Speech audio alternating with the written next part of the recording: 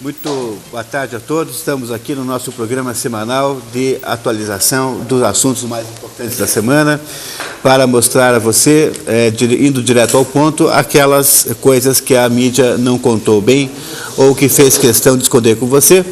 E hoje nós temos aqui a Cláudia ajudando, né, Cláudia? Como vai você? Tudo bem? Boa tarde, José Munir. Boa tarde para você que está em casa. Exatamente. E você já está direto ao ponto, então, e pode ir ligando para cá, né? Só que nós estamos com um probleminha de GC, Munir. Muito bem. E você já pode ir ligando. Toma nota, então, do telefone. 0 operadora 41, porque estamos em Curitiba. 2103.000. 2103.000. Já para ir formulando as perguntas, né, José Munir? Muito bem. Então, Cláudia, me conta. Você está muito triste com a derrota do Brasil? Olha, a gente abriu até o programa Uma Noite se conversando, né? É claro que a gente fica realmente triste, porque infelizmente nós brasileiros, a gente só veste realmente a camisa, né? Quando vem, por exemplo, uma questão como essa, a Copa do Mundo. Mas eu acho que futebol é isso, a gente tem que não só participar, mas a gente tem que também aprender, porque são derrotas e vitórias e a gente tem que aprender. Esse é o espírito esportivo, é a minha opinião, né? Muito bem, só nós não podemos e não devemos ter espírito esportivo com relação às barbaridades que em geral acontecem aqui no Brasil. É verdade. E com relação a esse assunto, o espírito esportivo nada mais do que apenas uma contribuição para a sua continuidade.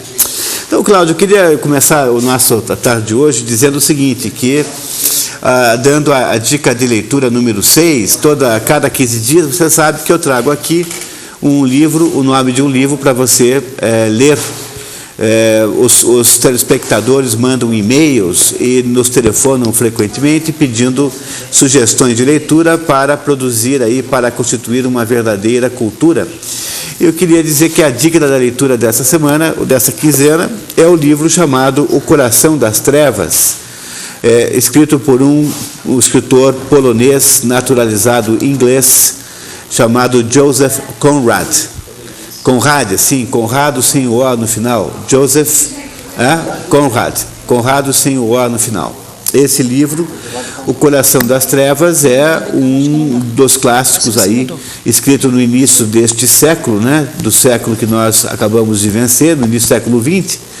E o Joseph Conrad, então, faz uma extraordinária descrição de uma experiência iniciática, a experiência do sujeito que vai até o fundo das trevas, materializado aí por um marinheiro chamado Marlowe, que vai até o fundo, até os confins da África para resgatar um outro europeu chamado Kurtz, que estava lá enlouquecidamente atuando lá no meio do mato.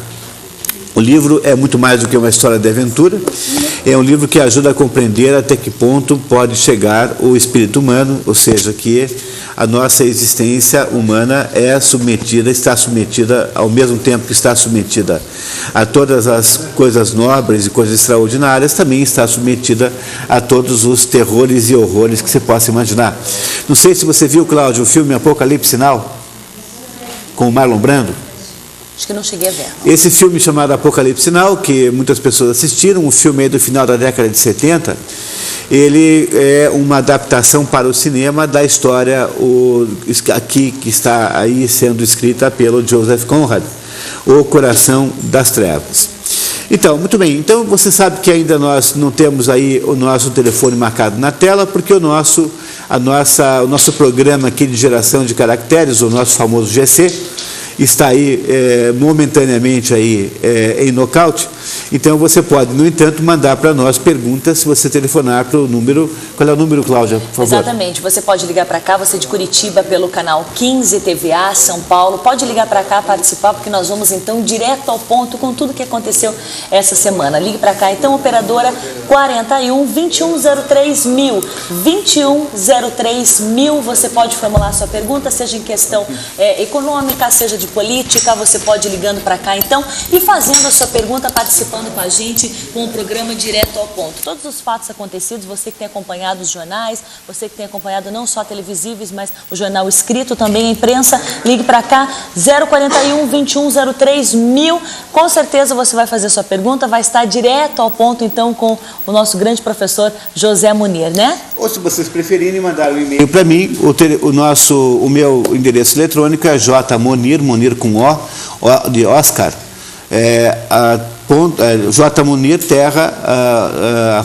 terra.com.br, eu repito, jmonir com o, terra.com.br. Mas, Cláudio, antes de começarem as perguntas, eu queria voltar a explicar um ponto no qual eu toquei aqui a semana passada. Eu passei a semana dando aulas, conversando com diversos públicos, e todo mundo pede para eu explicar o fenômeno político brasileiro pelo qual o Brasil hoje passa, tentando compará-lo com o fenômeno da Venezuela. As pessoas querem saber se há semelhanças entre o Brasil e a Venezuela nesse momento da história dos dois países. Eu acho que eu encontrei uma maneira de explicar isso, que eu comecei a explicar aqui na semana passada, mas eu gostaria agora de esclarecer, já que o assunto, não sei por qual razão, assumiu assim uma grande importância, um grande interesse na cabeça das pessoas. Então eu tenho sempre dito que o problema da Colômbia, da Venezuela e agora da Bolívia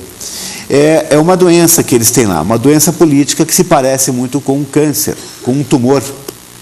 O que caracteriza um tumor é que ele é localizado, na maior parte das vezes, né? Um determinado tumor lá que é identificado. Esse tumor chama-se Hugo Chávez na Venezuela, chama-se Evo Morales na Bolívia e chama-se Farcs, as Farcs na Colômbia. Então, tumores à medida em que eles são localizáveis e são perceptíveis nos seus contornos, na sua singularidade. O significado maior de existir um tumor aí é que um tumor pode ser extirpado. Veja, na Venezuela, por exemplo, metade da população é completamente contra o Hugo Chávez, mas não é contra, como aqui são contra a maior parte das pessoas que não gostam do atual governo. São contra porque são mesmo. É gente que vai à rua, faz passeatas monstruosas, faz demonstrações enormes com centenas de milhares de pessoas, gente que está disposta a fazer algum sacrifício para mudar o governo. Veja, a Colômbia, que é um país parcialmente ocupado por uma entidade militar chamada Farcs, né?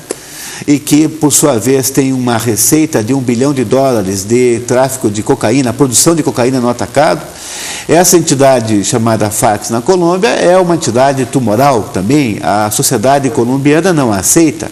Tanto é que votaram agora, na última eleição, novamente no Uribe, que era de todos os candidatos, aquele que, de fato, tinha a maior independência com relação às Farc, pelo menos desses que nós soubemos que existiam, esses mais famosos. Na Bolívia você tem o Evo Morales, que também é um tumor. Esses tumores podem ser extirpados se houver um conjunto de atos políticos, se houver uma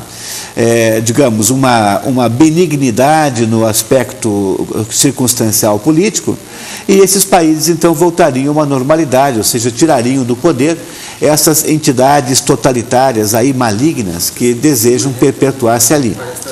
Mas no Brasil, e de certo modo na Argentina, um pouco também no México, hoje o México tem eleições, né? Mas sobretudo no Brasil e na Argentina, o México é um pouco menos.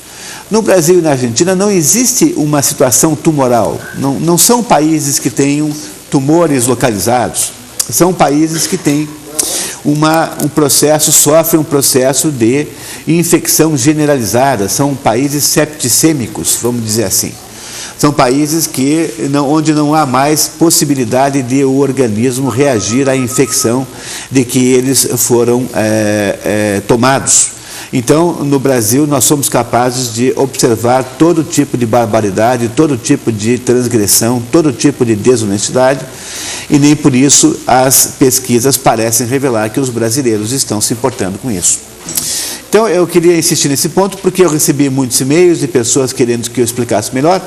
Eu espero tê-lo feito agora, mostrando que o problema do Brasil é um problema de inviabilidade sistêmica, enquanto o povo da Venezuela e o povo da Colômbia, o povo da Bolívia não sei bem ainda, mas da Venezuela e da Colômbia são povos muito mais decentes, tem muito mais bravidade no sentido de nobreza de princípios do que o povo brasileiro, que é um povo totalmente entregue à sua pobre e triste sorte. Muito bem.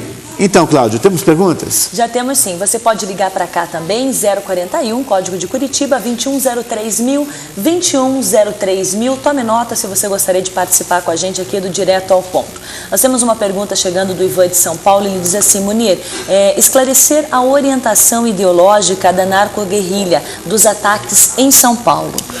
Bom, eu acho que em relação a isso, valeria a pena fazer um comentário muito interessante. Não sei se vocês sabiam, mas o tal do Marcola chama-se, na verdade, Marcos Williams Herbas Camacho. O nome do Marcola é esse. Marcola é apenas um apelido. Marcos Williams Herbas Camacho. E ele é filho de um pai boliviano. E esse Marcola tem um irmão lá na Bolívia chamado Gabriel Herbas Camacho. E esse irmão que ele tem lá na Bolívia é um deputado lá ligado ao partido do Evo Morales. Então, vocês não acham que é uma coincidência incrível que logo o líder do PCC no Brasil seja filho de estrangeiros, o que não há nenhum mal nisso, mas justamente desses estrangeiros, quer dizer, seja filho de um boliviano cuja família está ligada aos atuais acontecimentos da Bolívia. Então, veja que coisas incríveis. A Bolívia é aquele país que confiscou e expropriou um ativo brasileiro sob o beneplácito do governo brasileiro, com a bênção dos governantes do Brasil. Esse sujeito também, esse governo boliviano é aquele onde há entre seus representantes um irmão do Marcola, que é o representante aqui do PCC, ou seja, que é o sujeito que cuida do PCC, e o PCC nada mais é do que apenas o distribuidor de drogas no varejo, das drogas produzidas pelo cartel criminoso chamado das Farc na Colômbia e pelos cartéis aí ligados à Bolívia. Ligados a quem? Ao Evo Morales, que na sua origem é um cocaleiro. Ora, se não foi completamente claro, será que vocês não acham estranho que exista uma coisa dessa envergadura? Vejam, percebam assim, olha, o negócio da criminalidade é a droga. Essa droga é produzida na Colômbia e na Bolívia, basicamente, sobretudo cocaína. A Colômbia é dominada na parte de consumo de drogas pelas Farc. As Farc expulsaram aqueles velhos barões da droga, que ficaram apenas numa posição secundária, ficaram aí apenas como coadjuvantes. E aí, então, essa guerrilha de esquerda, chamada Farc, tomou o poder sobre a produção de coca. Essa produção de coca também é produzida na Bolívia, e na Bolívia o seu representante político, que é o Evo Morales, acabou de ser eleito presidente da República. Aí, onde é que é vendida a droga que é produzida na Bolívia? No mundo inteiro, mas no Brasil também. E o Brasil é um significante consumidor, porque o Brasil tem cidades muito grandes, como Rio e São Paulo, onde há milhares e milhares de pessoas viciadas que vivem, então, aí necessitadas de obter cocaína. Esta indústria da cocaína no Brasil tomou uma proporção enorme, criando então um enorme enredamento de varejo, que é o principal responsável pela violência urbana. Se você tiver a paciência de estudar a razão pela qual aquelas 50, 60 pessoas que morrem todo final de semana numa cidade como São Paulo, por exemplo, você vai descobrir que a maioria delas morreram porque estavam envolvidas em problemas ligados à coca. Ou eram consumidores inadimplentes, ou eram traficantes lutando por mercados, lutando por territórios de tráfico. E aí você vê que o tal do PCC, que é essa entidade criminosa, que está aí organizada nos presídios de São Paulo e do Rio de Janeiro, basicamente, essa entidade chamada PCC é dirigida por um fulano que ao mesmo tempo é um traficante, portanto, coordena o varejo das drogas no Brasil e, ao mesmo tempo, é irmão de um deputado importante no governo do Evo Morales. Será que precisa de mais alguma coincidência para que os brasileiros percebam que o que acontece hoje na América do Sul é uma espécie da implantação de um sistema de narcotráfico continental e de um sistema de terrorismo continental. O terrorismo continental pode ser muito bem afirmado agora, quando você também repara que na semana que acabou, aparece aí nos jornais, sobretudo no Estadão, a ideia de que o MST está buscando aliados na Argentina, porque o MST brasileiro acha que não é justo que na Argentina também não haja um grupo de baderneiros e criminosos como eles para também produzir o terrorismo contra os produtores rurais argentinos. Estamos criando, a partir do negócio continental, mundial, mas continental, chamado droga, estamos criando, então, uma espécie de terrorismo aí continental, baseado no MST e no PCC, e estamos criando, em torno disso, uma espécie de tirania continental liderada pelo seu Hugo Chávez. Eu acho que Deus já mandou todas as provas de que isso está acontecendo. Daqui para frente, quem teimar e não entender isso, está, na verdade, provável, ou então é uma pessoa muito alienada, ou então está torcendo para que isso se cumpra, ou seja, está do lado daqueles que gostariam que isso acontecesse, portanto, é um cúmplice do processo, mais do que uma vítima. Cláudia. Então, nós temos mais perguntas chegando. Se você gostaria de participar do programa Direto ao Ponto, você pode ligar para cá, 0 operadora 41, o telefone é 2103.000, 2103.000. Tome nota e ligue para cá e faça então a sua pergunta, participe com a gente. Nós estamos recebendo mais uma pergunta agora do Cláudio de São Paulo, Vila Mariana. Ele diz assim, ele gostaria de dicas de leitura, ele fala quando vai lançar o livro Serpentário de Palavra, e aí ele fala assim, qual a diferença de juro originário e juro de mercado do livro Ação Humana?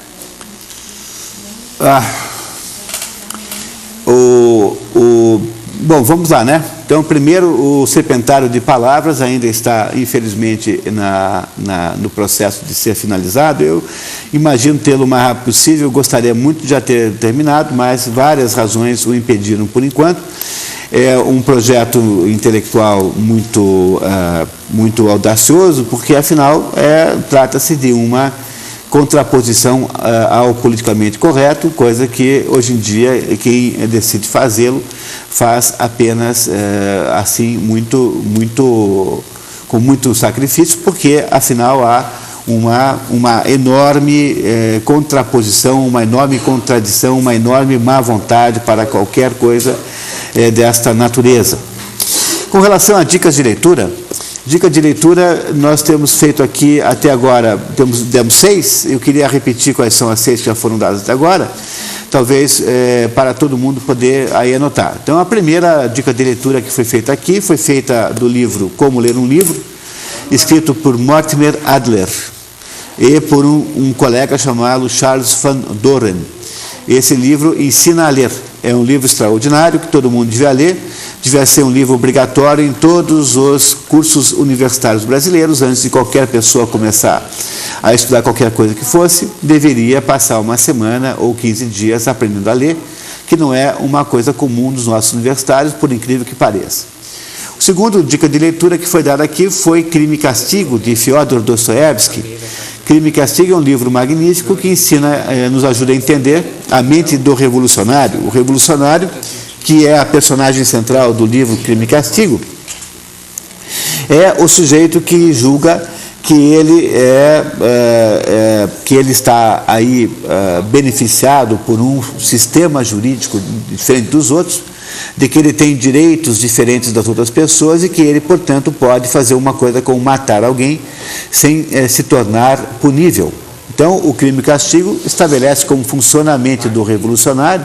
Quem é o revolucionário? É aquele sujeito que cria um sistema moral diferente que vale só para ele e não vale para os outros. É o que o PT faz no Brasil. O PT acha que pode roubar tudo que rouba, pode produzir todas as barbaridades que faz, porque ele se acha merecedor de um sistema moral a que as outras pessoas não têm acesso. O terceiro livro que foi sugerido aqui foi o livro O Estrangeiro, de Albert Camus. Esse livro explica a apatia e o desinteresse que as pessoas têm no mundo moderno sobre qualquer coisa que seja, que é a maneira pela qual é possível os Raskolnikovs, ou seja, os revolucionários, continuarem fazendo o que fazem. Porque os revolucionários não teriam nenhuma chance de sucesso se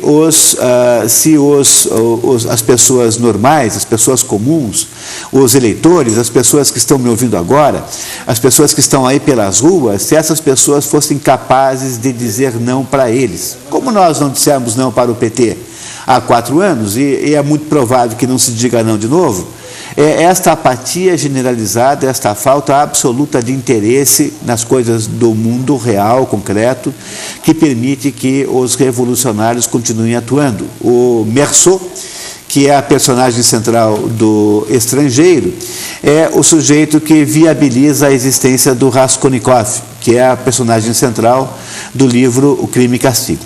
O quarto livro que foi feito aqui, foi dito aqui a dica, é o livro Como Ler um Livro, esse é o primeiro, é o livro Em Busca de Sentido, escrito por um psicanalista ou psicólogo austríaco chamado Viktor Frankl. Esse livro conta principalmente a experiência que esta pessoa, Viktor Frankl, teve no seu internamento num campo de concentração durante a Segunda Guerra Mundial e de como ele entendeu ali que um grande problema na vida de alguém, uma grande situação de grande angústia e grande dificuldade pode servir paradoxalmente para dar a essa pessoa, a vida dessa pessoa, algum sentido. Então, o Viktor Frankl nos ajuda a entender que felicidade humana é uma espécie de efeito colateral de outra coisa. Ele nos diz assim: nunca procurem a felicidade diretamente, procurem fazer alguma coisa que fica fora de você. Por exemplo, acha o Viktor Frankl que o que torna o homem feliz é a dedicação a um grande projeto, muito grande, ou a dedicação a uma pessoa que não é ele, por exemplo, uma pessoa que passa a vida cuidando de um doente, ou uma mulher que teve 5 filhos e passou a vida dedicando-se exclusivamente a 5 filhos. Toda aquela ética dos nossos avós, dos nossos pais, que eram pessoas absolutamente decentes e que são pessoas que achavam que tinham que produzir uma família, que tinham que garantir que uma família fosse bem-sucedida, pois isso sim é uma coisa felicitante na esfera do ser humano. E, por último, quando uma pessoa consegue conviver com uma situação muito dramática, com um problema enorme na vida, essas são as 3 grandes maneiras pelas quais o Viktor Frankl consegue nos dizer que sejam as origens da felicidade. E ainda por último, a última dica de leitura que foi feita aqui, antes da de hoje, foi o livro A Rebelião das Massas, que é um livro escrito por um filósofo espanhol chamado Ortega y Gasset, que faz em 1930, o livro é de 30, mas começou a ser escrito em 26, em capítulos no Jornal de Madrid.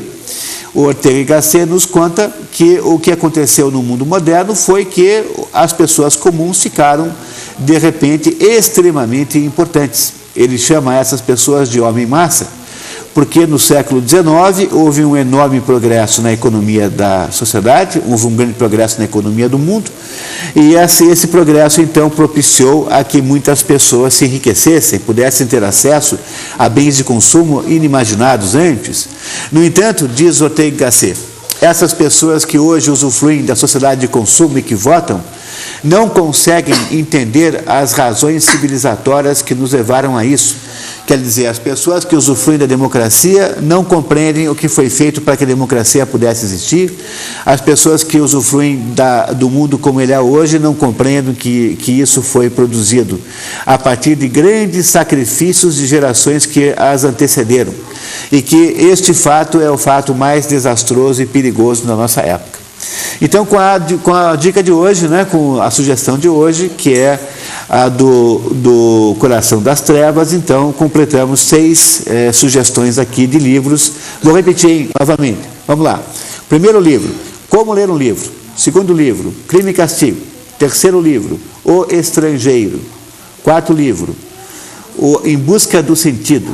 Quinto livro, A Rebelião das Massas. E agora, hoje, o 6º livro, O Coração das Trevas. Como vocês sabem, toda vez que eu proponho aqui um livro, no sábado seguinte, próximo sábado, à tarde, se você estiver em Curitiba e tiver interesse em passar a tarde comigo para entender o que o livro Coração das Trevas quer de fato dizer, é muito fácil, basta você se comunicar conosco. Eu dou o telefone para esse contato no final do nosso programa.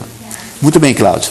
Nós temos mais perguntas chegando e você pode ligar para cá. Então, o telefone é 0 operadora 41 2103 mil. 2103 mil, e você pode ligar para cá e enviar sua pergunta. Agora nós temos aqui um comentário. Inclusive, ele pede que o Munir depois comente sobre isso. Ele diz assim: a Copa do Mundo poderia ser usada para ensinar a este povo estupeficado que, sem Isaac Newton ter descoberto a lei da gravidade, não existiria os satélites geoestacionários para transmitir as coisas fúteis que tanto gostam.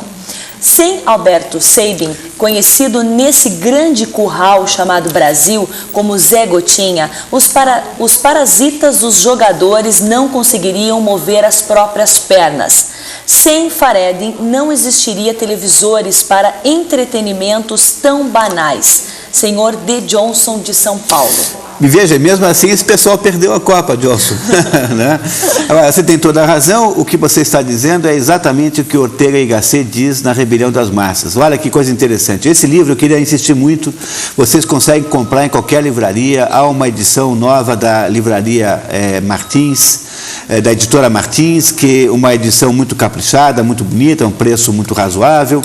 Vocês compram esse livro e, por favor, se vocês puderem fazer um investimento em leitura, esse é um livro fundamental. Ele explica que este homem massa, isso que ele chama de homem massa, é o sujeito que quer usar o automóvel, mas ele não compreende o que aconteceu para que um automóvel pudesse existir. Ele não entende, e porque ele não entende os pressupostos para que um automóvel pudesse existir, ele é um sujeito completamente desprezador do que seja inteligência, ciência, tecnologia. Quer dizer, o homem massa, que é esse habitante do mundo moderno, ele acha que só tem direitos, é um sujeito que Ortega y Gasset chama de criança mimada.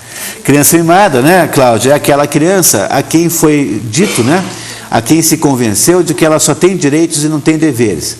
Então, essa criança mimada, que é o homem massa, é um sujeito incapaz de entender que ele também tem responsabilidades. É mais ou menos assim: se nós dessemos para as atuais gerações a missão de construir um outro século extraordinário como o século XX em termos econômicos, eles não conseguiriam fazer, porque eles desprezam profundamente todos os pressupostos para que essas coisas chamadas mundo moderno possam existir.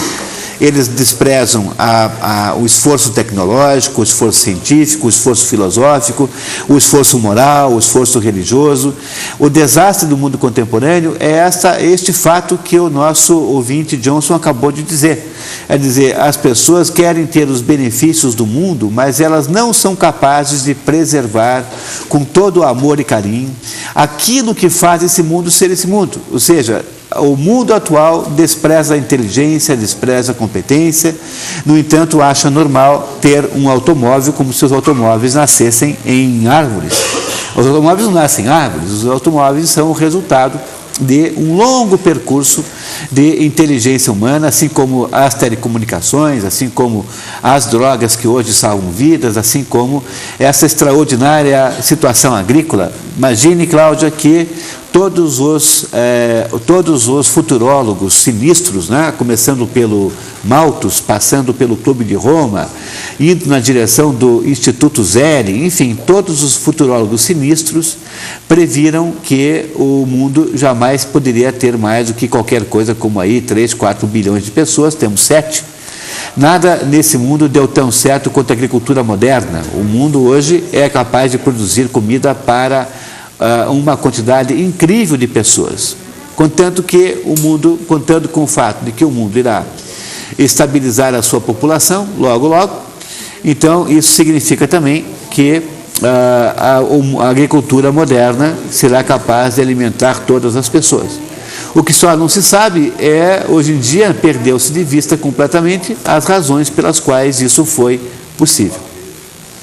Muito bem, Cláudio. Então, nós temos mais perguntas chegando. Você pode ligar para cá de Curitiba, de São Paulo, 0 operadora 41 2103 mil.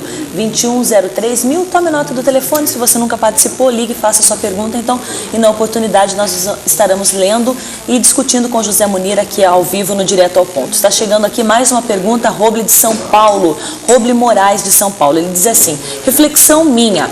De acordo com as suas análises, não existe luz no fim do túnel, mas sim o reflexo do sol no fundo do poço. Se a continuar do modo como estamos, você tem toda a razão, concordo, não há nenhuma saída. O Brasil, por esse caminho que tomou, irá se tornar cada vez um país mais medíocre, um país pior, um país cada vez mais preconceituoso, um país cada vez mais odioso. Vamos ter um país em que haverá uma criminalidade endêmica completamente irremovível, será um país inseguro. A essa altura, as pessoas melhores e as pessoas mais qualificadas e as mais ricas já terão ido embora. Vamos criar um país dominado por uma burocracia estatal que cada vez coleta mais impostos e que, portanto, estabelece quem é que almoça e quem é que não almoça.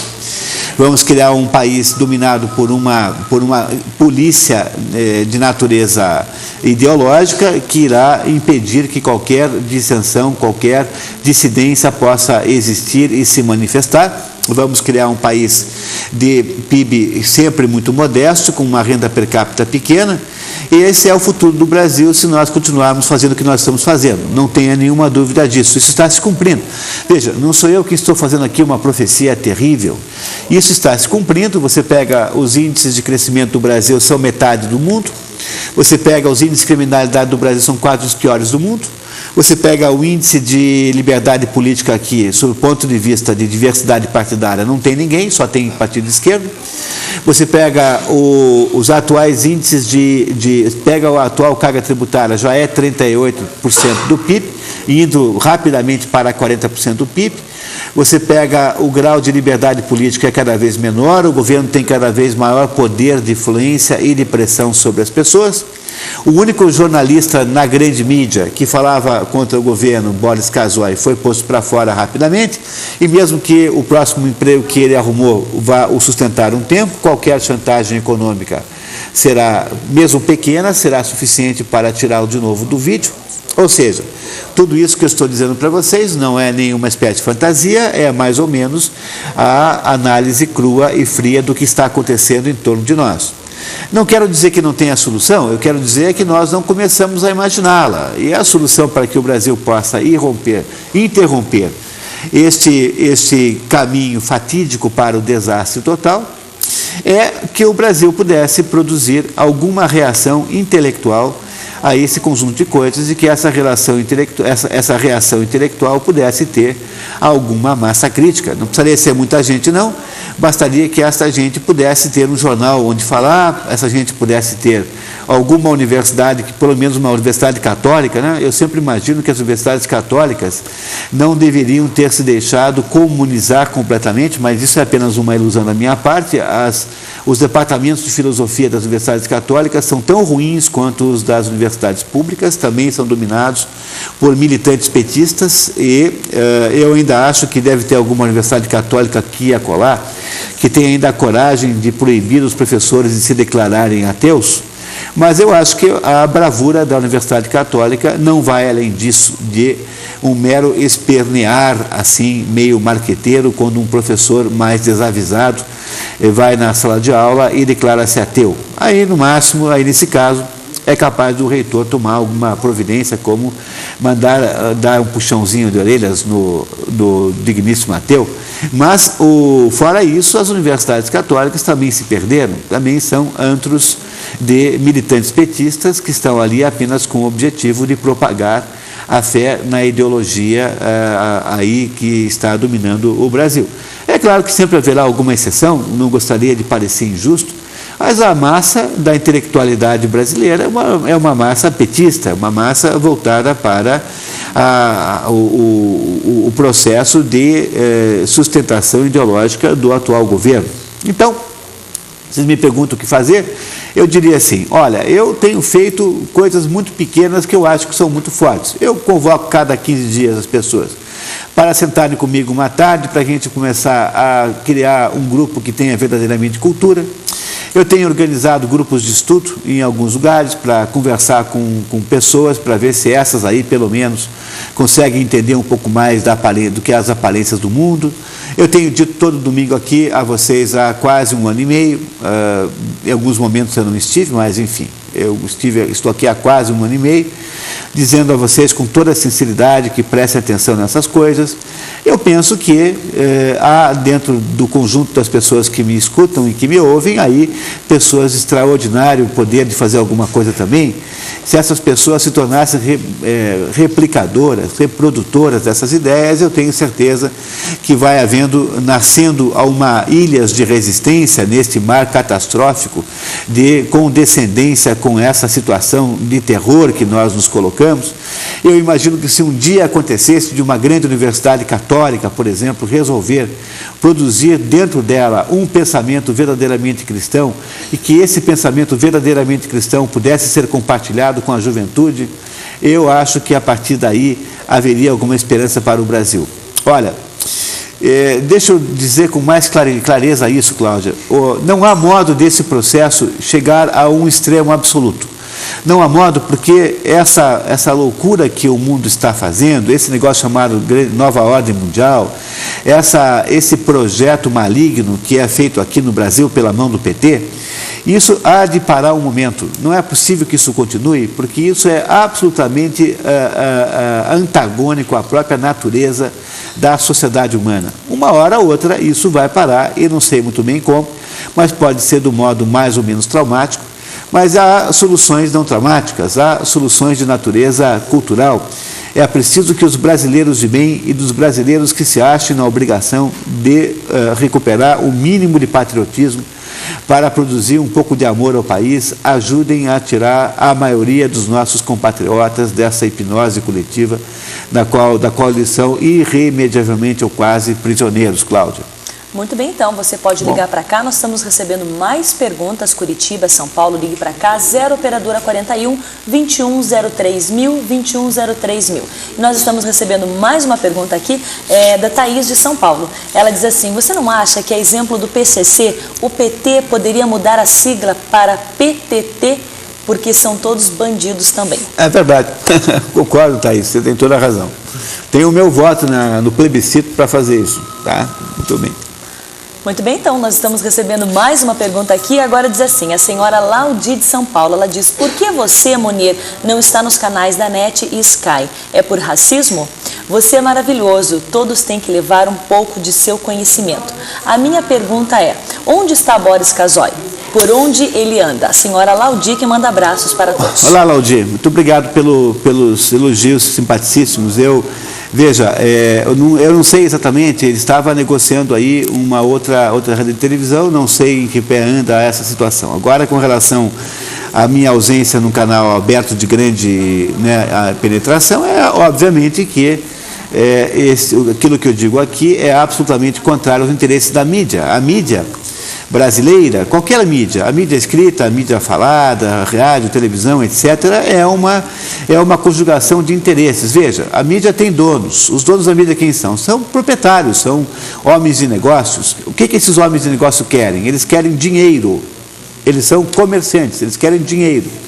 Eles têm princípios? Têm, mas os princípios são aí, vão até um certo ponto, acima de um certo ponto vale apenas o dinheiro, sobretudo. Tudo é uma questão de quantidade de dinheiro, né? Para a maior parte dos casos. Então, o governo faz o quê para prender a mídia pelo seu proprietário? Ele dá dinheiro para a mídia. Há uns 4 anos aí, houve uma extensa reportagem no Brasil, um estudo no Brasil sobre o endividamento da grande mídia. E a grande mídia estava completamente endividada naquela época, como não está mais, certamente é porque o governo distribui dinheiro a rodo, financiando, então, os negócios, as empresas da mídia. Bom, então, você me diria assim, não, mas o dono da empresa quer dinheiro. E o que quer o jornalista? O jornalista quer que o PT continue no poder, porque os jornalistas são todos petistas. O que é um sindicato de jornalistas? Um sindicato de jornalistas é uma cédula do PT. Isso hoje em dia não se chama assim, mas não sei se vocês sabiam, mas quando no tempo do governo militar, em que o Partidão estava na clandestinidade, o Partidão era o PC, né? o Partidão mantinha cédulas. Cédulas de arregimentação de pessoas em cada jornal. Então, dentro da Folha de São Paulo tinha uma cédula, no Salão tinha outra, no Jornal da Tarde tinha outra, que na época não existia, né? Enfim, cada jornal desses tinha lá um grupo de comunistas orientados por um determinado jornalista, e esses comunistas, então, estabeleciam que tipo de jornalismo aquele jornal faria.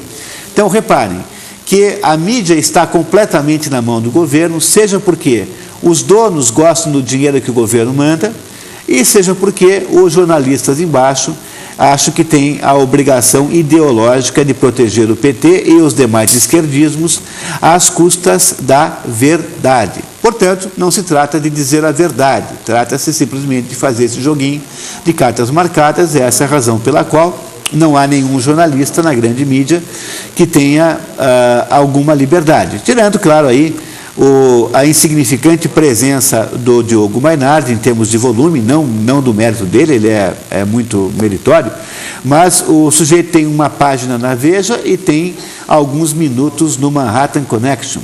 De vez em quando o Alexandre Garcia assume aí uma atitude crítica, e fora isso, não há muito mais na mídia. O resto é mais ou menos conivente, faz críticas muito veladas quando faz, ou faz críticas muito benignas quando faz. São pequenos puxões de orelha que, na verdade, não querem dizer que eles estejam achando alguma coisa errada na verdade. Essa é a razão pela qual a única chance de nós podermos conversar é ainda num pequeno canal a cabo, que apesar de que pequeno, tem muita honra e muito patriotismo, e topa produzir esta conversa com essa clareza com que eu estou fazendo aqui. Veja, temos aqui um canal de televisão que tem coragem de dizer o que pensa. Nem tudo está perdido, né? Cláudia, por falar nisso, eu queria dizer, apenas para elogiar, que nem tudo está perdido mesmo, porque essa semana 107 intelectuais, a maioria deles ligados a entidades de cultura negra, esses 107 intelectuais entregaram para o Aldo Rebelo e para o presidente do Senado, Renan Calheiros, um documento repudiando claramente e totalmente as tais das cotas das universidades e a tal da lei, né, do Estatuto da Igualdade Racial, que, na opinião deles, são apenas instrumentos racistas. Veja, quem está dizendo isso não sou eu, quem está dizendo isso são os próprios pretensos beneficiários, 107 representantes, na sua maioria negros, de entidades voltadas para o assunto direitos de negros e cultura de negros, disseram claramente para o povo brasileiro que, na sua opinião, o processo de cotas e a tal da lei de Estatuto da Igualdade Racial são meros equipamentos racistas, e que essas duas coisas aí só irão piorar a situação de preconceito no tamanho que ele existe, e que estão completamente contrários e pedem, então, aos nossos representantes, aos legisladores, que repudiem ambas as leis. Veja, temos aí que dar um abraço e uma salva de palmas para essa gente que tem coragem de, nesse momento da história do Brasil, que é uma história de covardia absolutamente inigualável, tem a coragem de dizer com clareza o que pensam. Parabéns a vocês todos, Deus os abençoe. Muito bem, então você pode ligar para cá, participe com a gente do Direto ao Ponto, faça a sua pergunta, seja de política, seja de economia, enfim. 0 operadora 41 2103 mil, 0 operadora 41 2103 mil. Nós temos mais perguntas chegando, e a Renata de São Paulo, ela pede para o Munir repetir o nome dos 6 livros que ele indicou para a leitura. Muito bem, então vamos lá, Renata. Então vamos lá, o primeiro deles, Como Ler um Livro. O autor desse livro é Mortimer. Mortimer escreve bem como fala, assim, Mortimer Adler, A-D-L-E-R. Mortimer Adler.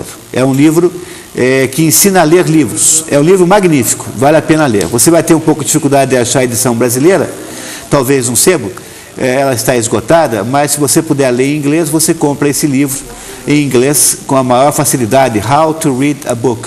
Como em português a mesma tradução. Compra na internet por alguma coisa como $10, é muito barato. O segundo livro é Crime e Castigo, de Dostoiévski. Repito o nome do segundo livro, Crime e Castigo, de Dostoiévski. Esse é um romance, você acha, com a maior facilidade do mundo, tem vários para comprar, várias traduções diferentes. O terceiro livro chama-se O Estrangeiro, de Albert Camus. Camus escreve C-A-M-U-S. Albert, como Alberto em português sem o O, Camus, C-A-M-U-S, O Estrangeiro. Livro facílimo de achar também, em qualquer livraria de São Paulo ou de Curitiba você compra o livro. No interior de São Paulo também você facilmente encontra nas cidades maiores. O quarto livro chama-se Em Busca de Sentido. E esse livro, Em Busca de Sentido, foi escrito por Victor, com K no meio, Frankl. Frankl é F-R-A-N-K-L. Repito, F-R-A-N-K-L. Tem um K-L mudo assim no final. Victor Frankl, Em Busca de Sentido. Muito fácil de conseguir também. O quinto livro chama-se A Rebelião das Massas. A Rebelião das Massas. E você encontra uma edição aí na praça, pela editora Martins Fontes, com muita facilidade. O autor desse livro é Ortega y Gasset, mas só o único livro no mundo com esse nome, portanto não há como errar.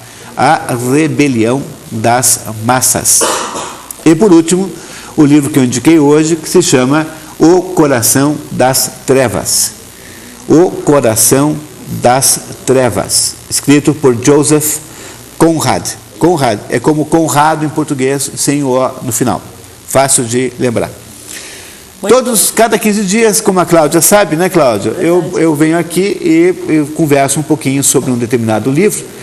E para quem está em Curitiba é possível fazer comigo, então, este sábado à tarde seguinte, que será o próximo, para nós, então, nos dedicarmos a entender profundamente aquele livro. Mesmo que a pessoa não tenha lido, é uma chance de debater as ideias que estão ali dentro. Cláudia, muito bem. Nós temos mais perguntas chegando. Muito bem, você vamos pode lá. Ligar para cá, 0 operadora 41 21 03 mil. Fernando de São Paulo lhe pede comentar sobre o fim da primeira leitura. O fim da primeira leitura? Sobre o fim da primeira leitura. Dos apóstolos? Eu não sei. O fim da primeira leitura... Ah, sim, desculpe. Eu agora entendi. O Fernando está falando de uma revista chamada Primeira Leitura, que tinha que na verdade era um site da internet, que tinha um correspondente, uma publicação também em papel, que acabou de fechar as portas. O Reinaldo Azevedo era o editor de ambas as publicações, tanto do jornal quanto do site. Você podia acessar isso na internet 24 horas e havia a revista todos os meses na praça. A Primeira Leitura é uma entidade a qual eu tive uma boa proximidade. Um dos livros que eu escrevi, o livro O Brasil que Deu Certo, junto com o Gilberto Zancopé, foi resenhado, aliás, pela Primeira Leitura, com muita simpatia. E eu queria então dizer que o fechamento da primeira leitura é mais uma perda enorme e quase irreparável para o movimento de resistência ao totalitarismo no Brasil. Porque, afinal de contas, como não havia quase nada, fomos reduzidos a menos ainda. E a primeira leitura teve, durante toda a sua história, uma atitude corajosa, absolutamente independente, que dizia exatamente aquilo que o Reinaldo Azevedo achava que era bom para a sociedade brasileira ouvir. Eu acho que é uma perda muito grande, e se você está de luto, estou também.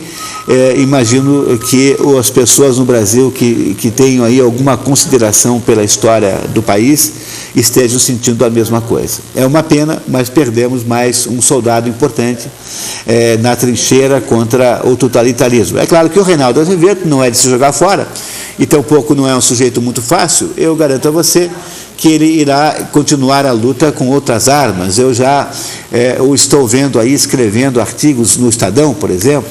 É possível que ele encontre outras trincheiras e outros instrumentos de guerra que não a primeira leitura. Mesmo assim, apesar disso, é uma pena muito grande. Estou muito chateado, como você também deve ser o seu caso também. Cláudia, muito bem. Então você pode ir ligando para cá para fazer a sua pergunta, Curitiba e São Paulo, 0 operadora 41 21 03 mil. Tome nota do telefone 21 03 mil. Temos mais uma pergunta chegando, Roble de Moraes, da cidade de São Paulo, e ele diz o seguinte: será que esses partidos sabem o significado da palavra república? Ou eu tenho que aguentar esta verborragia partidária? Eles não estão preocupados com o que você possa estar chamando de república. O mundo em que eles vivem é um mundo de oportunismos. Então, isso que eles chamam de república, e hoje em dia inventaram até essa expressão, como é que é? Espírito republicano. Essa conversa de espírito republicano está, aliás, no serpentário de palavras, é apenas mais uma conversinha fiada que esse pessoal usa para parecer que as coisas que eles fazem são legítimas. Então, o que acontece com o Brasil na República é que, desde o seu início, a República Brasileira é uma coisa torta. O nosso império, o Dom Pedro I e Dom Pedro II, foram extremamente legítimos e bem-sucedidos. Hoje, quando você olha para trás e você analisa a história do Império, o maior dos historiadores do Império Brasileiro chama-se Vamiré Chacon. Se não me engano, ainda é vivo. Chacon é C-H-A-C-O-N, Vamiré Chacon é o nosso maior historiador do Império. E o Vamiré Chacon demonstra com toda clareza que o Império Brasileiro foi um império muito bem sucedido. Veja, nós tivemos durante quase todo o tempo regime parlamentarista, e durante esse tempo todo, toda vez que os políticos se excediam e exorbitavam os seus direitos e rompiam determinados limites, o poder moderador do imperador entrava em jogo e produzia, então, a pacificação desta irregularidade, quer dizer, reduzia aquela situação à sua normalidade. Por que proclamamos a República? Sabíamos por que proclamamos a República? Ninguém sabia por que houve República. A República não tinha sustentação popular, a República não tinha consenso entre os intelectuais. A República, na verdade, era apenas uma tentativa de um grupo de políticos espertos oportunistas de produzirem um fato político que mudasse a sua sorte. É como acontece quando alguém aparece com essa ideia de criar um outro estado em algum lugar. É o sujeito que quer ser governador daquele estado que inventa isso. Então, a República é o resultado de um conjunto de oportunistas políticos e de uma grande resistência do exército ao imperador, porque o imperador responsabilizou o exército diretamente pela quase derrota frente ao Paraguai. Quer dizer, o imperador chegou para o exército e falou assim: olha, é uma vergonha que vocês tenham quase perdido a guerra para o Paraguai e tenham feito, ou tenham ganho com tanto sacrifício humano. Houve um episódio da Guerra do Paraguai chamado a Retirada da Laguna, que é um dos episódios mais desastrosos, mais estúpidos da história militar do mundo, em que o Brasil, a título de invadir o Paraguai pelo lado errado, enfiou um exército inteiro num pântano. Essa história é contada pelo Toné, o livro está aí à venda, se você quiser ler. O Visconde Toné contou essa história, chama-se A Retirada da Laguna, mostrando o desastre que foi isso. Então, por causa do ódio que os militares tinham ao imperador, que os responsabilizava pelo desastre da Guerra do Paraguai, o quase desastre total. Mas o oportunismo de alguns políticos que queriam ocupar cargos melhores e não podiam no contexto político do Império, uma quartelada no Campo de Santana, no Rio de Janeiro, no dia 15 de novembro de 1889, proclamou a República no Brasil, sem que ninguém tivesse se dado conta de por que isso era assim. Quer dizer, como o Brasil, na verdade, naquela época já era uma sociedade muito frouxa, como é hoje, quer dizer, nós somos capazes de aceitar isso agora, aceitamos também que um grupo de militares completamente sujeitos de uma grosseria extraordinária, tanto o Deodoro quanto o Floriano eram sujeitos precaríssimos, primários, absolutamente pequenos. Eles foram, a cabeça desses militares foi feita pelo Benjamin Constant. Benjamin Constant era um militar, esse sim um sujeito sofisticado, que era um positivista, ele era um adepto das ideias do Augusto Comte e ficou muitos e muitos anos envenenando a casta militar, né, a classe dos militares do Brasil contra o Império, então criando uma antipatia e criando uma pseudo-modernidade numa pretensa república que começou imitando os Estados Unidos. Começamos chamando o Brasil de Estados Unidos do Brasil. O Brasil começou com o nome igual ao dos Estados Unidos. apenas com o objetivo de parecer moderno. Ou seja, esta república, em seguida, sofre uma meia dúzia de golpes. Você tem a Revolução Federalista, tem a Revolução da Armada, 2 rebeliões da Armada, tem a deposição do Marechal Deodoro, e em seguida você tem durante o período civil, todas as tentativas de tomar o poder, todas as tenentadas, o golpe comunista na década de 30, a tentativa de tomar o poder pelos integralistas, enfim. Não teve 10 anos de sossego. Aí o Júlio Vargas, em 30, vai lá e toma o poder e cria uma ditadura só interrompida pelo Estado Novo, que era uma ditadura pior ainda, e aí cria-se no Brasil uma espécie de sociedade caudilhesca em que as pessoas passam a olhar o Estado como sendo uma mãe provedora. Quando há finalmente o final do período Vargas, há uma pequena esperança no período JK, que por sua vez quase não assume, a rebelião de Aragarças contra ele na aeronáutica, em seguida há uma outra rebelião logo em seguida, e aí por diante, até que finalmente chega-se à figura patética do Jânio Quadros, figura essa que faz aí então uma renúncia espetacular, midiática, apenas para criar um fato político, e esse fato político acaba nos entregando essa figura escabrosa do João Goulart, que depois só é possível exorcizar via uma enorme violência, que foi o movimento de 64. Do movimento de 64 saímos com o país mais estatizado do que nunca, completamente governado pelo Estado, ou seja, em que o Estado tomou conta de tudo. E qual é o resultado disso tudo? Caímos aí no colo de uma ditadura totalitária de esquerda. Eu não consigo imaginar nada mais desastroso do que essa república.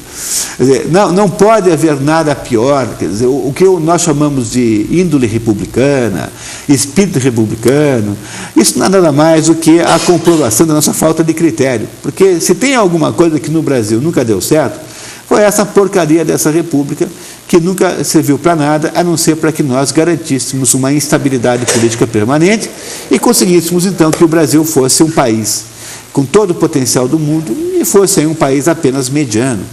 Aliás, o incrível, Cláudia, não é tanto que isso tudo tenha acontecido. O mais incrível é o Brasil ter chegado até aqui do jeito que as coisas sempre foram. Eu acho que a gente não deve reclamar de Deus. Deus já fez muito milagre para o país. Nós não merecemos tanto. Estamos recebendo muito mais do que nós merecemos. Muito bem, então. Você pode continuar ligando para cá, 0 operadora 41 2103 mil, e fazer a sua pergunta. Nós estamos recebendo a pergunta da Margarete de São Paulo. Ela diz assim: olha, no momento qualquer governante vai se obrigar a respeitar os antigos. Foi provado que quem manda no Brasil é o órgão criminal. Não adianta mudar o governante, é tudo uma máfia.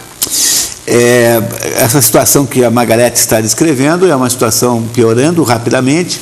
Então, quando é que você imaginar um dia que um grupo de bandoleiros é capaz de parar uma cidade do tamanho de São Paulo?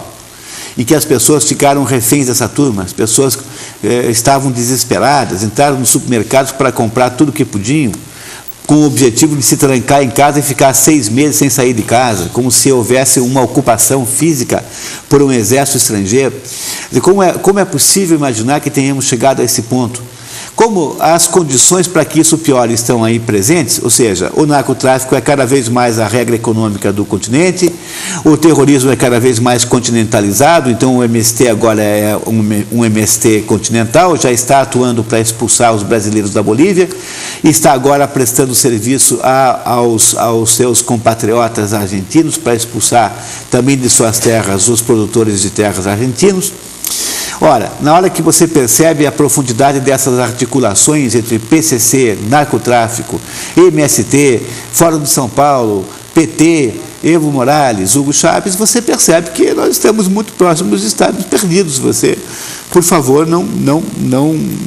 há modos de melhorar.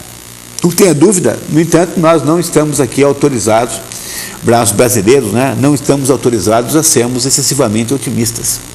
Muito bem, nós temos várias perguntas chegando agora, mas você pode ligar para cá e fazer a sua pergunta. A senhora Laudi de São Paulo, ela diz assim: Munir, eu fui comunista, fugia, quase fui presa, hoje sou capitalista. E ela diz assim: Karl Marx traiu sua própria filosofia montando a sociedade anônima para os capitalistas. O que você acha disso? Olha, Laudi, é muito comum que as pessoas sejam socialistas, comunistas, esquerdistas numa certa idade, porque uma das características do jovem é que o jovem ele tem uma vida emocional muito intensa.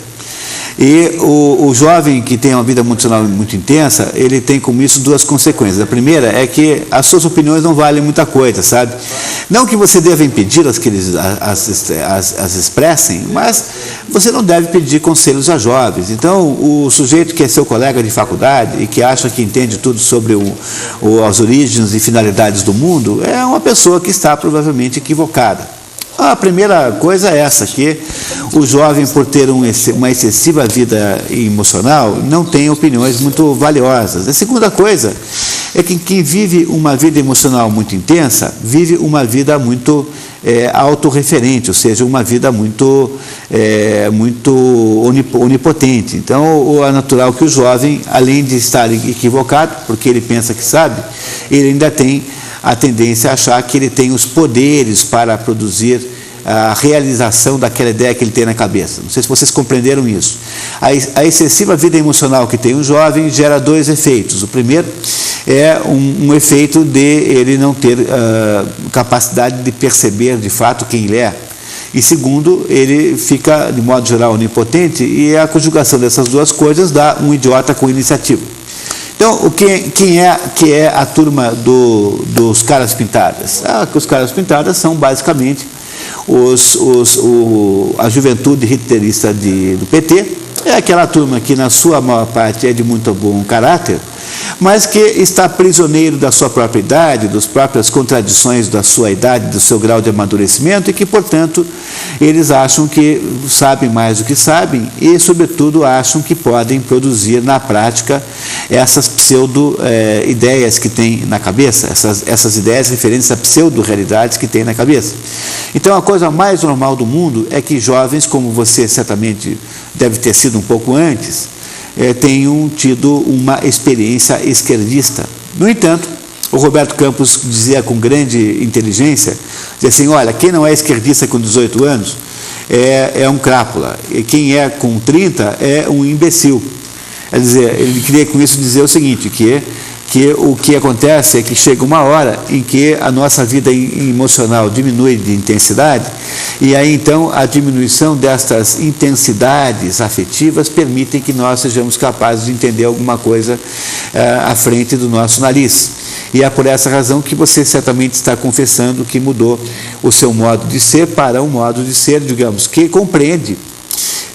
O socialismo e o capitalismo não são antagonistas, é isso que eu queria lhe dizer como segunda parte da pergunta, é que o que é justo uma pessoa dizer, o que eu acho que é completamente normal, uma pessoa com o mínimo de bom senso achar, que o melhor sistema para produzir coisas e para dar conforto material ao mundo é o sistema em que se deixa as empresas trabalharem. Isso é comprovado pela história, não é uma tese, não é uma proposição, não é uma hipótese. Isso é garantidamente assim. Por exemplo, no Brasil, se no Brasil capitalismo fosse uma coisa ruim, o Piauí tinha que ser mais rico que São Paulo. Mas é justamente o contrário. Então, se no Brasil o lugar mais rico é São Paulo, é o único lugar, ou melhor, é o lugar onde há mais capitalismo, então nós temos que ser obrigados a concordar que o capitalismo, seja qual forem os defeitos que tem, certamente há defeitos, mas o capitalismo, trocando em miúdos, é o melhor jeito, o melhor modo que se inventou até hoje de produzir riqueza humana. Uma pessoa madura, uma pessoa que tem bom senso, uma pessoa que tem um mínimo de noção da estrutura da realidade, é de concordar com isso. Há, no entanto, pessoas como o Niemeyer, que tem 90 anos e que até agora continuam achando, porque prisioneiros caídos dentro de um poço emocional, do qual eles nunca mais saíram, e a minha tese é de que a vida emocional cristalizada, ou seja, os impasses emocionais que as pessoas têm, é que geram nas pessoas uma tendência esquerdista, portanto, é uma questão basicamente psiquiátrica, de natureza de patologia mental, que é normal em quem tem 18 anos, mas para quem tem 90 é uma questão de patologia. O Niemeyer é um sujeito maligno, é maligno porque ele está produzindo um mal muito grande na hora em que ele produz um proselitismo dessas ideias que só trazem morte e escuridão e não trazem nada de bom. Agora, com relação à segunda parte da sua pergunta, Karl Marx era uma espécie de historiador, quer dizer, o Karl Marx poderia, a melhor definição para o Karl Marx é que ele seja um filósofo da história. O que o Karl Marx faz? Ele tenta decifrar o enigma, que é o seguinte: a história faz algum sentido? Será que esse conjunto de atos, esse conjunto de acontecimentos que nós chamamos de história, será que isso tudo tem uma linha condutora? Karl Marx acha que tem, e a linha condutora que Karl Marx vê é a luta pelo dinheiro, a luta pela propriedade, a luta pela possessão de coisas. Ora, qualquer pessoa, mesmo as pessoas mais desinformadas, são capazes de entender que isso não deve ser verdade. Porque, se você investigar o seu próprio exemplo, perceba quantas e quantas vezes na sua vida você não fez coisas que não foram por dinheiro. Será que dinheiro é a única coisa que nos motiva? Será que não existem momentos em que nos motiva patriotismo? Será que não há pessoas dispostas a dar a sua vida por uma causa, que não necessariamente a causa do dinheiro? Será que não há momentos em que você faz alguma coisa pelo amor aos outros? Quando você cuida do seu filho doente a noite inteira, você não faz isso por amor a ele? Quando você cuida de uma pessoa doente, quando você se sacrifica para os outros, você não está fazendo alguma coisa que não é por dinheiro? Portanto, o primeiro problema da explicação de Marx é que ela está errada. E aí, então, ele inventa uma explicação para o mundo e faz uma profecia de um determinado mundo novo, que não existe, chamado mundo sem classes, em que, nesse mundo, uma vez dissolvida a contradição entre o capital e o trabalho, não haveria, então, um estado de contradição nenhuma, portanto de nenhum conflito, e apenas de felicidade humana plena. Pois este mundo que Karl Marx desenhou foi tentado se fazer em várias situações, em todas elas o que se conseguiu foi simplesmente mais morte, mais terror, mais sofrimento do que antes. E esta é a razão pela qual tudo isso, no fundo é um enorme equívoco. Mas as pessoas estão prisioneiras emocionalmente dessas ideias e não conseguem ter a capacidade pessoal de sair delas. Por quê? Na medida em que elas se distanciaram de qualquer espiritualidade, elas não são mais influenciáveis pelo mundo espiritual. O Espírito Santo não as inspira mais. E elas então ficam cada vez mais enredadas na própria teia que criaram para si próprias, produzindo então, com base na disseminação odiosa dessas ideias, um mundo cada vez pior e mais cruel do que antes. Portanto, o problema central de Karl Marx é ter começado tudo errado, ter explicado errado o mundo, e a partir dele, ele começou a congregar em torno de si todo maluco, todo vândalo, todo sujeito mau, todo sujeito totalitário e autoritário, e essa gente passou aí a produzir todo tipo de barbaridade. Não sei se vocês sabiam, mas a conta considerada aí legítima para os mortos no século XX, por causa de ideologia social comunistas e todas as suas variantes, é de 100 milhões de pessoas, incluindo aí nessas ideologias socialistas a ideologia do nazi-socialismo. O partido de Hitler chamava-se Partido Nacional Socialista. Era um socialismo racista, mas era um socialismo mesmo assim.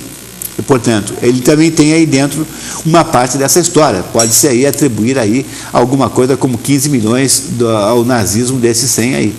Então, o problema todo que nós estamos hoje tentando resolver é saber se o mundo vai ser capaz de escapar disso, porque o mundo, hipnotizado como está, achou que com a queda do muro de Berlim tudo isso havia acabado, quando na verdade só piorou, porque agora o plano maligno dessa gente agora tem uma face oculta. Ele tem uma face humana, ele tem uma face diabolicamente inocente.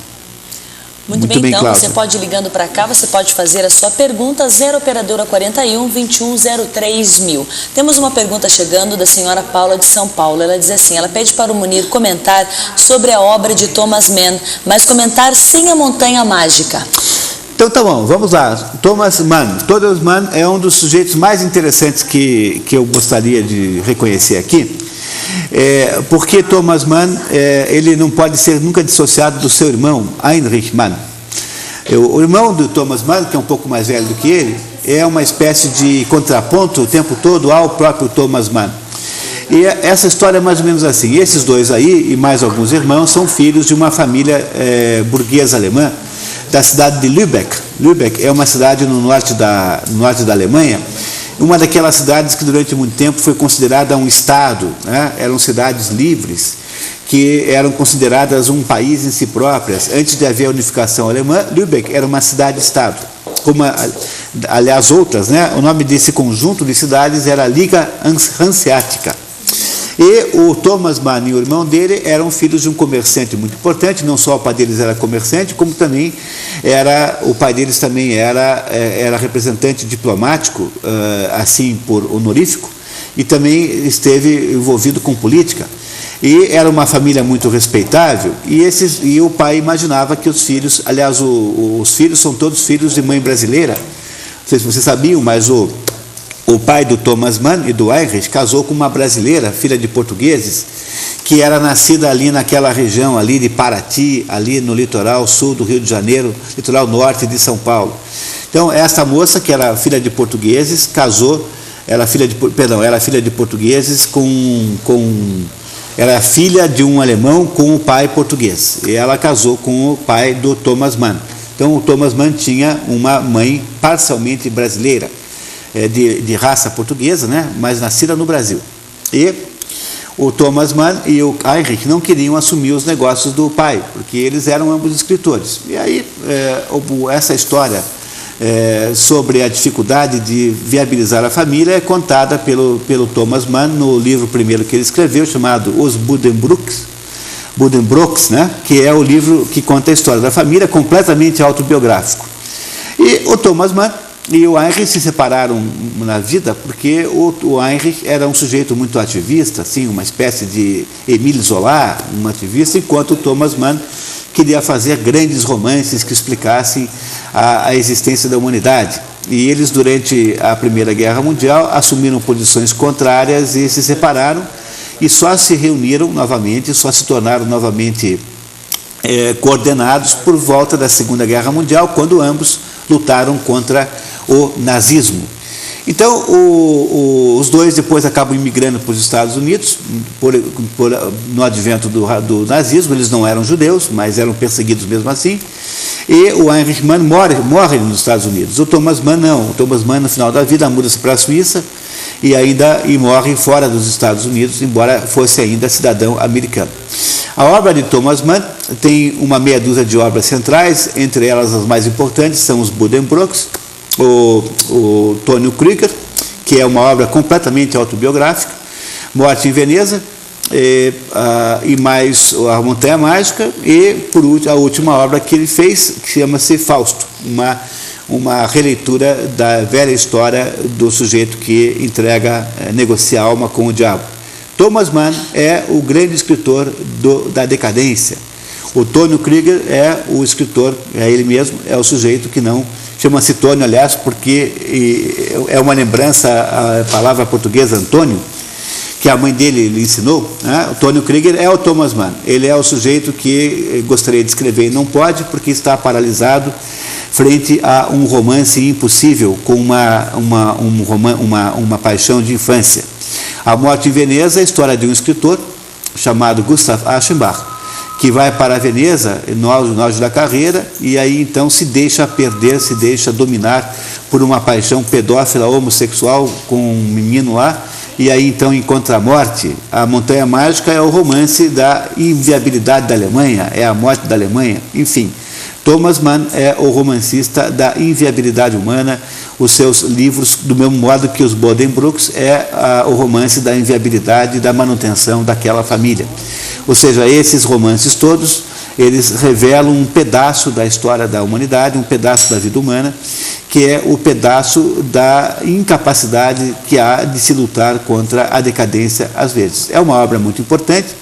Não é um escritor extraordinário, mas é um escritor muito bom, e se você se interessa por esse assunto, eu sugiro que você leia esses livros que eu recomendei aqui, que eu acabei de listar, muito embora eu desconfie profundamente que você tenha lido todos.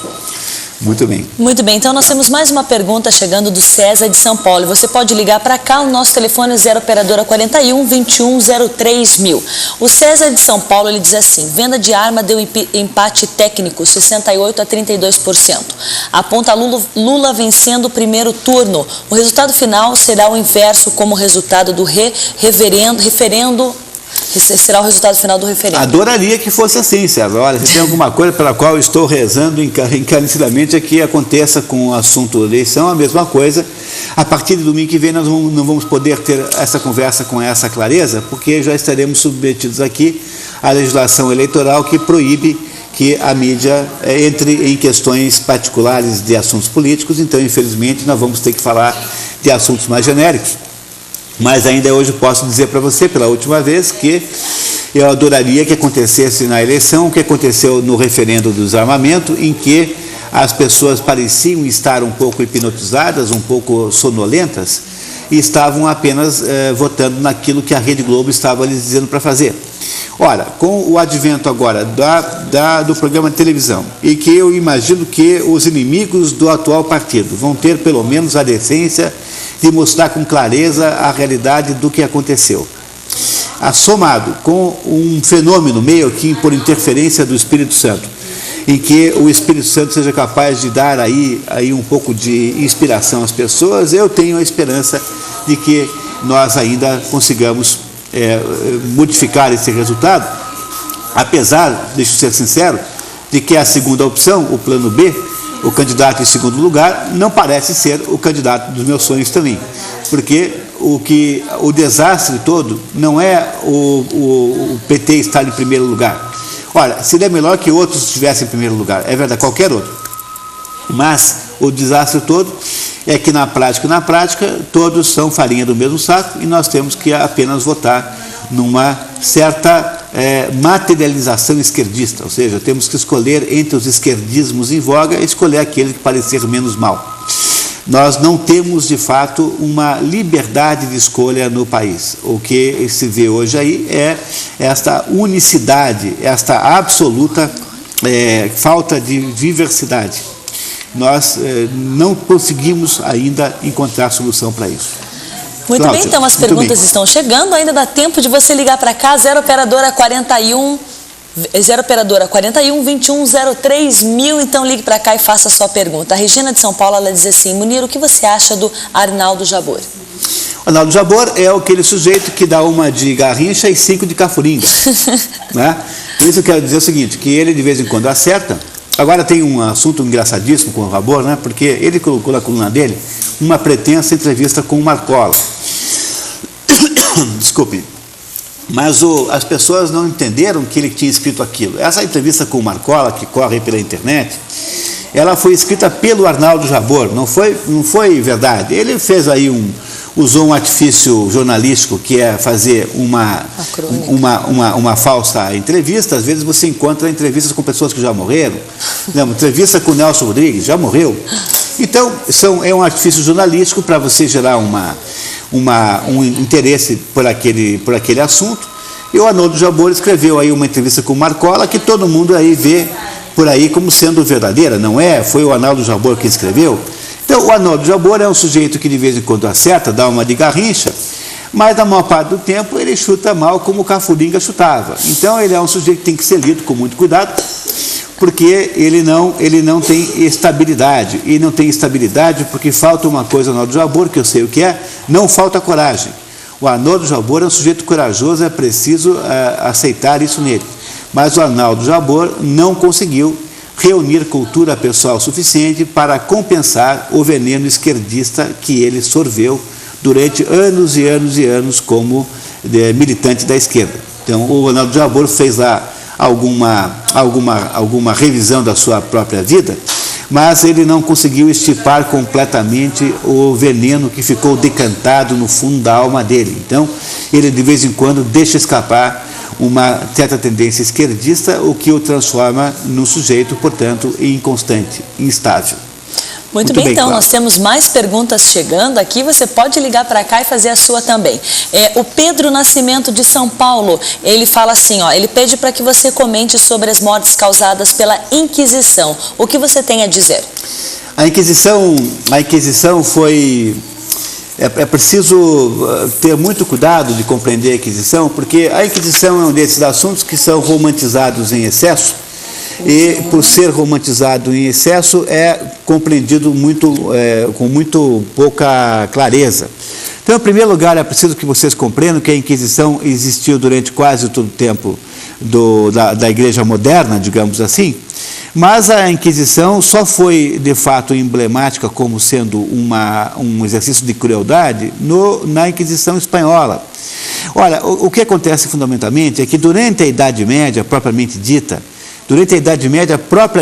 ou seja, até 1300 mais ou menos, a Inquisição é uma atividade da Igreja Católica centralizada em Roma e é completamente controlada. Ela é muito mais uma espécie de auditoria. Na maior parte dos casos ela não foi cruel, na maior parte dos casos ela apenas fez ver aquele determinada pessoa que estava falando errado, que o que ele estava dizendo não coincidia com o que a igreja pensava, não foi feita nenhuma violência, não foi feita nenhuma espécie de perseguição a ninguém, era uma espécie de tribunal eclesiástico, uma espécie de grande auditoria, para que aquelas pessoas que falavam em nome da igreja parassem de falar em nome da igreja de modo contrário à doutrina da igreja. A coisa toda fica muito ruim quando você inventa os estados modernos depois, na Idade Moderna. Os estados modernos só acontecem no mundo depois de 1300. Eu considero sempre a data limítrofe entre a Idade Média e a Idade Moderna, 1300 e por aí, 13, 14, 1913 foi quando o Filipe IV o Belo, mais o Papa, mandaram queimar os Templários. Nesse momento acaba a Idade Média e começa a Idade Moderna. Com a Idade Moderna vêm os Estados Nacionais e as igrejas passam a ser igrejas nacionais. Quer dizer, a ideia de que pudesse haver uma igreja católica unificada, independente da política, deixa de existir, porque o fim da Idade Média também representa o início de um processo sistemático de perseguição do poder da igreja. Então, os políticos, os príncipes, começam agora a trazer a igreja para o seu modelo nacional. E aí, na Espanha, houve a incorporação da Inquisição ao modelo governamental espanhol. O Império Espanhol, dos reis católicos, estabelece, então, uma forma espanhola de Inquisição. Do mesmo modo que os espanhóis têm uma índole crudelíssima, veja, os portugueses não matam os touros nas touradas. Os espanhóis transformam as touradas num exercício, num espetáculo de sangue. Os espanhóis, então, produziram a Inquisição pior que você possa conceber, a mais violenta, a mais sanguinária de todas elas. No entanto, é preciso sempre lembrar o seguinte, que em todo o tempo, né, em todo o tempo de Inquisição, durante todo o tempo da história da Igreja Católica, a Inquisição não condenou à morte mais do que 40 mil pessoas. 40 mil pessoas é o resumo das condenações à morte da história da Igreja Católica. E 40 mil pessoas era o que o Pol Pot matava no final de semana no Camboja, quando ele era ditador comunista. 40 mil pessoas é o que os russos faziam por ano de extradições para a Sibéria. 40 mil pessoas era o que a China, o Mao Tse-tung, mandava matar só porque eram pessoas que tinham ido para a escola e ele achava que, de acordo com a sua revolução cultural, entre aspas, essas pessoas eram empecilhos. Portanto, antes de criticar a Igreja Católica e a Inquisição, que ficou muito mal afamada, sobretudo por causa dos torquemadas, ou seja, dos representantes espanhóis da Inquisição, então, e sobretudo depois que a Idade Média acabou, logo na Idade Moderna, em que a contribuição e a conspiração e o conluio entre o governante civil e a igreja naqueles lugares era muito maior, não é isso? Então, antes de criticar isso, é preciso lembrar que por mais que a Inquisição tenha feito barbaridades, essas barbaridades são uma gota no oceano de barbaridades que fizeram os povos e os governos que se autodenominam não religiosos. Quer dizer, nada matou tanta gente como o sujeito que disse que estava criando um Estado sem Deus, porque o Estado com Deus é o Estado que mata. Pois a história mostra que é exatamente o contrário.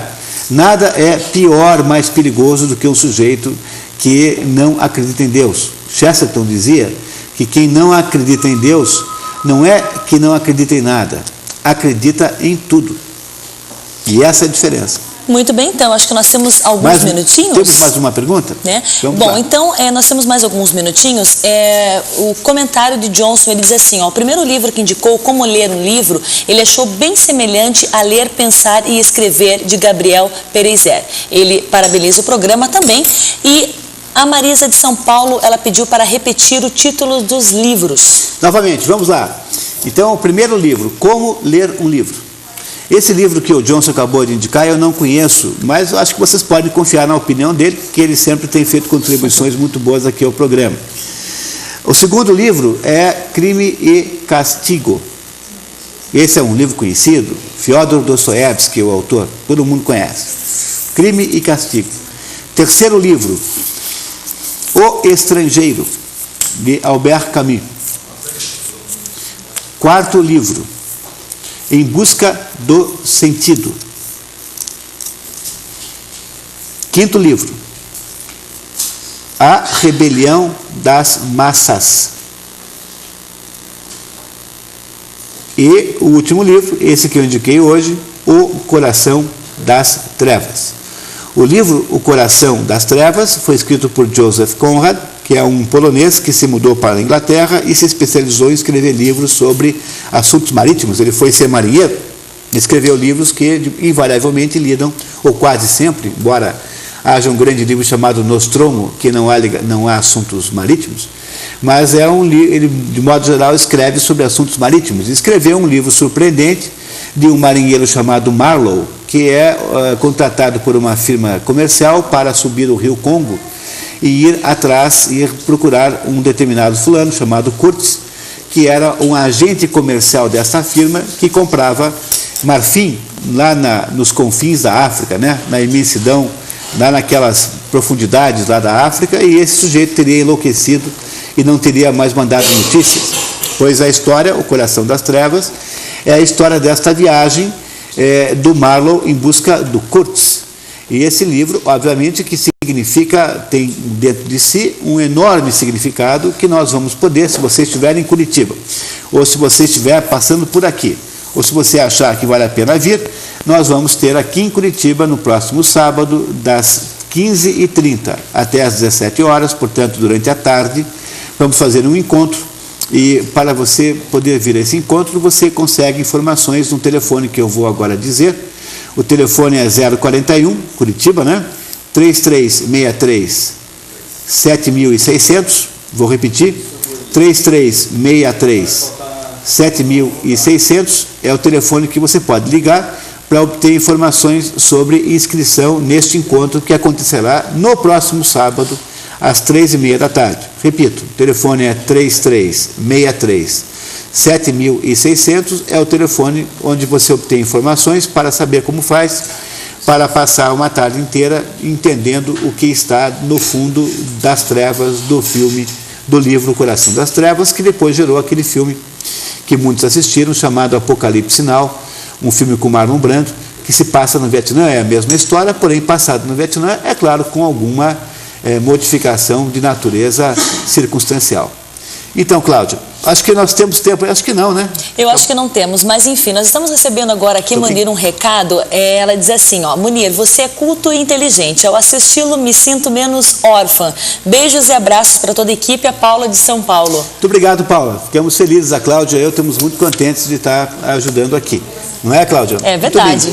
Então, com isso, né, estamos aí terminando nosso programa. Queremos, então, agradecer muito a sua presença, pedir desculpas que o nosso GC não funcionou hoje, não pudemos mostrar a vocês as telas e não pudemos colocar os telefones aí, mas lembrando que há um e-mail que você pode acessar para entrar em contato comigo, jmonir@terra.com.br, repito, jmonir@terra.com.br, e nós estaremos aqui no próximo domingo, já subordinados aí a esta proibição da lei eleitoral que nos impede de sermos diretos com relação a candidatos, mas mesmo assim, fazendo aqui a análise que for possível e, sobretudo, tentando aqui trazer um pouco mais de cultura e conhecimento aqui para os nossos aqui telespectadores, porque achamos que não fazemos nada mais do que a nossa obrigação. Então, queremos agradecer muito bem. Cláudia, muito obrigado novamente, você foi sempre muito gentil e competente, muito obrigado. Eu que agradeço pela participação e oportunidade,